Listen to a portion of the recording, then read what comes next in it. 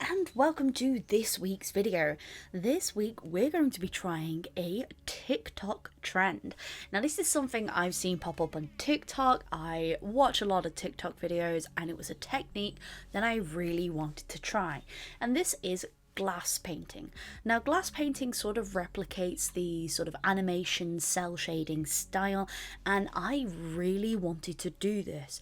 And since lately I have not stopped drawing my new D&D character, I thought it was about time I paid homage to my beautiful D&D girl. So there are two techniques that you can use to actually be able to do this. One is with Poscas and one is with acrylics.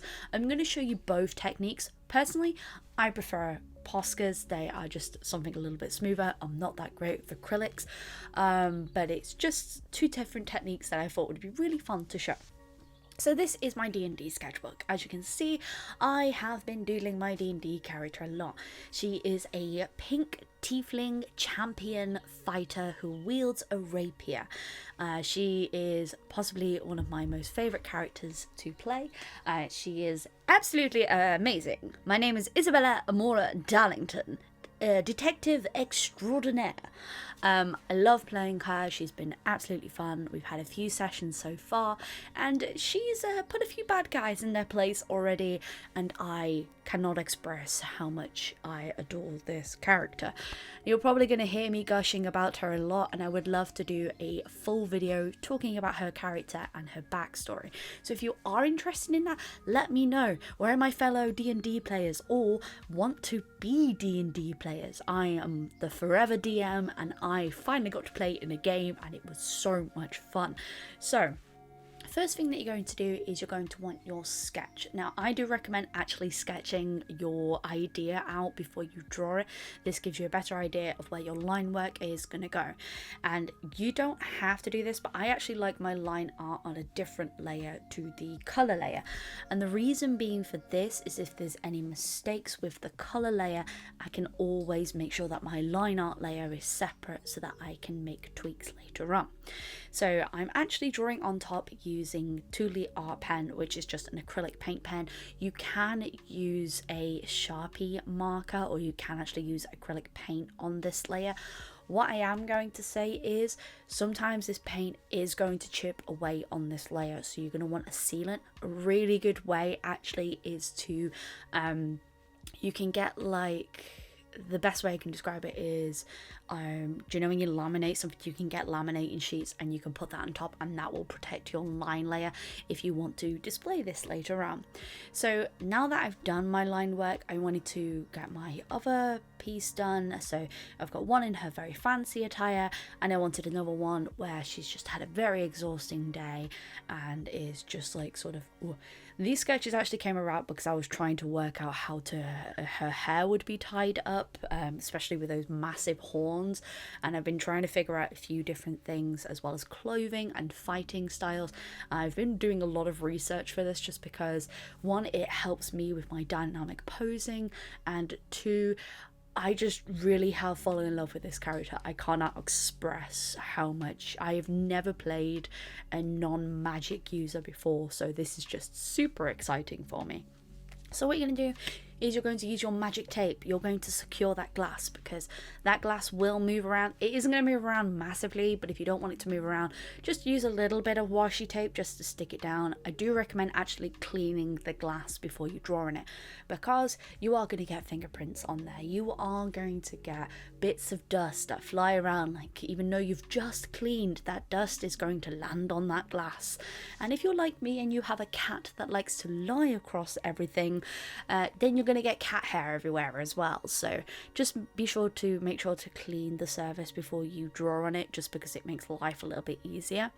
Also, sketches are much easier to ink on top of than actual full coloured realised pieces.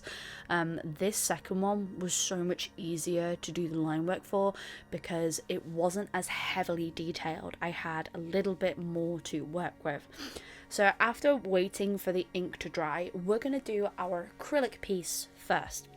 Now, when you are working with glass, now I have actually painted on windows before. I used to do window displays. So I have a rough idea of already what I'm doing.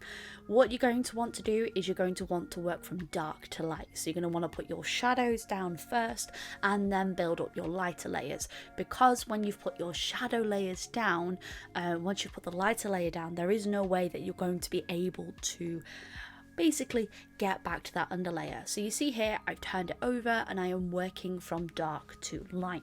This is a really simple technique, and you have to manufacture yourself working in reverse, which is very, very difficult, because you're sort of having to think about, okay, shadows go first, and I normally work from light to dark, so it's sort of like reverse engineering everything that you know.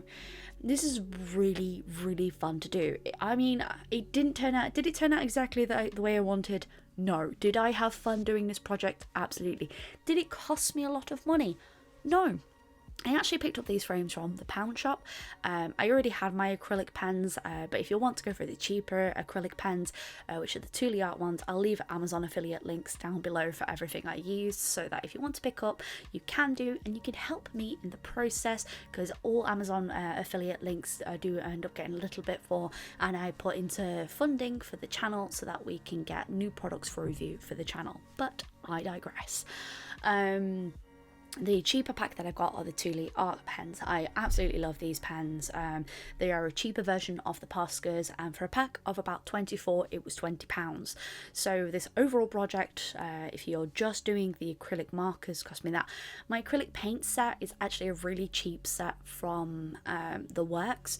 I picked up a pack of 24 acrylics for £8. So if you're just using the acrylics and the things, this whole project will cost you under £10, and that is just for the acrylic paints and for the actual frames in general.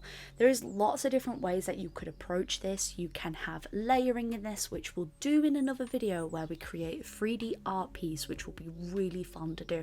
I'm actually very excited to do that.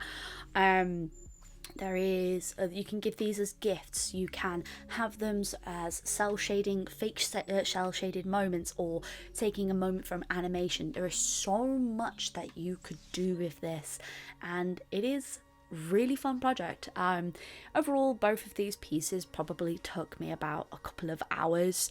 This was just like for trial and error, mainly waiting for paint to dry. I hate waiting for paint to dry. It takes forever, but you know, I'm an impatient person, so there are mistakes here and there. And what I did afterwards was, because my line layer was on a separate layer, I actually flipped the image over after it had dried and was going in with some lighter acrylic markers. So this is sort of like an acrylic marker and acrylic paint combo. This was so that I could lighten certain areas, add my light areas, so like my highlights in certain things, in particular on her skin and on her hair and on that like coat area.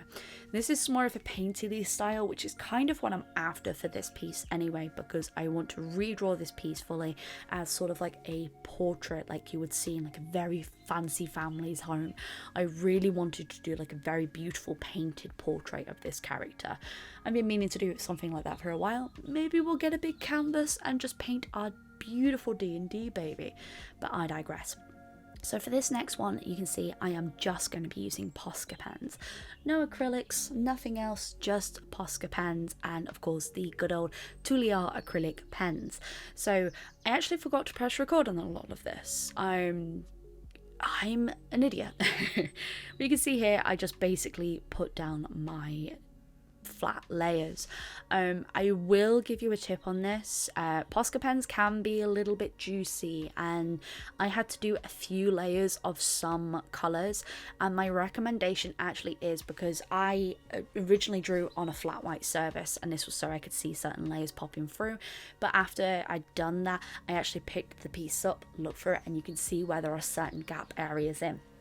And what I actually did was, where I'd done like certain shading, I actually then went back over with certain areas with a block colour, so that if there was any area shining through, I could sort that out. And you can see here, in particular with her black hair, I'm using the colour blue. I don't have a lot of dark colours with my Posca pens or with my acrylic paint pens, which I find that they don't actually do a lot of very deep colours. I don't know, they have like a really good black and a really good grey, and there's not many in between like that you could use for like a lot of shading. But this made me think about cell shading, about block shading, and I think this is the one that looks the most like a cell shaded piece of animation, which I absolutely love. I love animation, so trying to replicate sort of like cell shading is really, really fun. Where I missed out on certain areas, yet again, I went on the other side of the glass and I rectified that. So, is this a trend that I can recommend to people? Absolutely. This was a really, really fun project, and it wasn't too expensive to try out. You can reuse old glass frames. Now, normally I would actually go to a charity shop and I would pick up frames that would be more suited for this project. Maybe ones that are slightly rounded, slightly different. But unfortunately, at the moment, our charity shops are closed. So I did have to buy new to do this project, but you could reuse so many different aspects to be able to create this. And it isn't massively expensive. The most expensive thing is going to be your equipment, but if you've already got your equipment there, it is super fun and super easy to do. And I really would love to see you trying this out. You could recreate your favorite animation scenes. You could do a beautiful painting and then do the glass on top. You could make the foreground elements really stand out, and that's something we're actually going to touch on in next week's video, where we're going to recreate and make a 3D art piece using the same techniques that we learned from this week's video. So here I've got some vintage notes. Now this is just some design pads with some like beautifully patterned paper. I've had these for a while. I actually do sometimes every now and again some paper cut out art because it's really fun to do, but my scalpel's recently broken, which is really fun. I need to replace that at some point. So instead of it just being a plain background, I actually wanted a color element, and I'm trying to, when I'm looking through this, see something that really works. Now on this design pad in particular, unfortunately a lot of the colors were very cool toned, and because of the character, it didn't really make sense, so I needed something a little bit warmer. Now luckily I had this other pad which just had a lot more tones in it and a lot more colors. I didn't want the background to look too busy, even though those roses look impeccable, and that just, yes, purple works really well for her skin tone. But in the end I chose this really warm red. It is absolutely gorgeous, it fits the piece really well, and I now have both of these pieces on my desk. We're making a little tribute area to my beautiful D&D character, you know, because I'm not obsessed in any way, shape or form. I mean, I don't know where you got that information from in any way, shape or form. But I digress. So this was really fun. I don't know what to say. This was one of the few art trends that I've seen on TikTok that made me very excited. If you do want to actually follow me on TikTok, I am Sophiralou up on there. I have been showing off my February illustrations, and I'm going to be doing art tips on there as well. If you want another social media to follow me on, I am on every social media under Sophiralou. I'm on TikTok, Twitter, Instagram, and of course here on YouTube. If you want to see more art tips and tricks and you are new to this channel, welcome to the little garden. This is where we are. We do have a Discord where you can check out art challenges. I think at the moment there is an artist trading card thing that's been set up on there by some of the lovely people up on the Discord. I know I'm watching you all on there. They set beautiful art challenges, and it's just a really fun way to encourage people. There is a link down below if you do want to join that. Everyone's pretty friendly, and you can share art, and you can see a lot of the behind the scenes and lots of pictures of Bellatrix, which I know people do ask for. So here's a few close-ups of the finalized piece. It was kind of difficult to show you some of the like real big close-ups. It's quite fun actually, because the line art's on the front layer and the coloring's on the back layer, you get this really cool like semi 3D effect, which I am obsessed with.